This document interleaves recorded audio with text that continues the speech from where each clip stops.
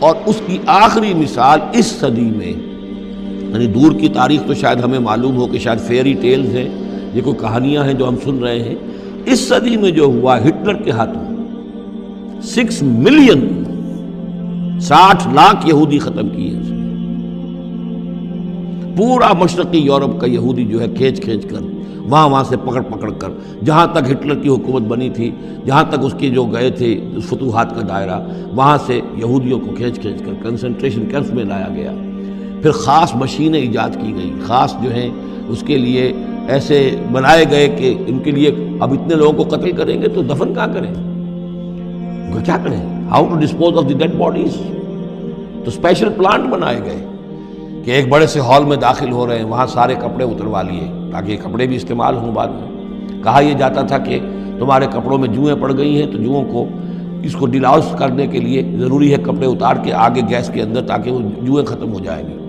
پھر ان کے بال اتروا لیتے تھے، عورتوں کے بال بھی شیو کر لیے، مردوں کے بھی، ان بالوں سے قالین بنائے انہوں نے جو نازیوں نے اپنے دفتروں میں بچھائے،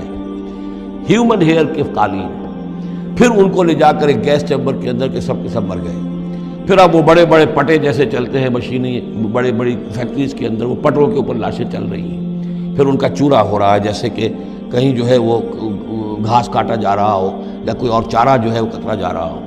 پھر کسی خاص قسم کے کیمیکلز کے اندر ان کو تحلیل کیا کہ آخر میں کیا نکل رہا ہے، نہ کسی گوشت کا پتہ، نہ خون کا پتہ، نہ ہڈی کا پتہ، کسی شے کا پتہ نہیں، ایک بدبودار سیاہ رنگ کا مائع باہر نکل رہا ہے، اور اسے وہ لے گئے اپنے کھیتوں میں اور اسے بنا لیا کھاد۔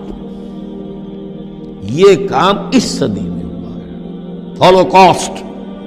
اس میں زیادہ سے زیادہ یہ کہتے ہیں کہ یہ کوئی مبالغہ ہے 60 لاکھ کا، 40 لاکھ، تو 40 لاکھ بھی تو کم نہیں ہوتے، 40 لاکھ افراد کا اس طرح ختم ہو جاتا۔ استأذن ربک لیبعثن علیہم الی یوم القیامہ، ان کا آخری وقت تو اب آنے والا ہے، وہ زیادہ دور نہیں ہے، لیکن اس سے پہلے جیسے شمع بجھنے سے پہلے بھڑکتی ہے، لہذا وہ ایک بھڑک ہے اس کی کہ جو یہودیوں کی ہے، اسرائیل ہے، ان کی طاقت ہے، ان کی قوت ہے، عربوں پر وہ چھائے ہوئے ہیں۔ اور واقعہ یہ ہے کہ مسلمان جس عذاب کے مستحق ہو چکے ہیں،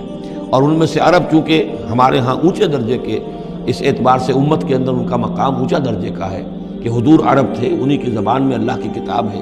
اور ان کی جو اللہ تعالیٰ کے دین کی طرف سے جو انہوں نے پیٹھ پھیری ہے، لہذا اس کی جو سزا انہیں مل رہی ہے وہ یہ ہے کہ ایک مغضوب علیہم قوم کے ہاتھوں ان کی تذلیل ہو رہی ہے، ان کے سامنے جھکنا پڑ رہا ہے، جن کے ساتھ کسی ایک کمرے میں کبھی بیٹھتے نہیں تھے، اب ان کے ساتھ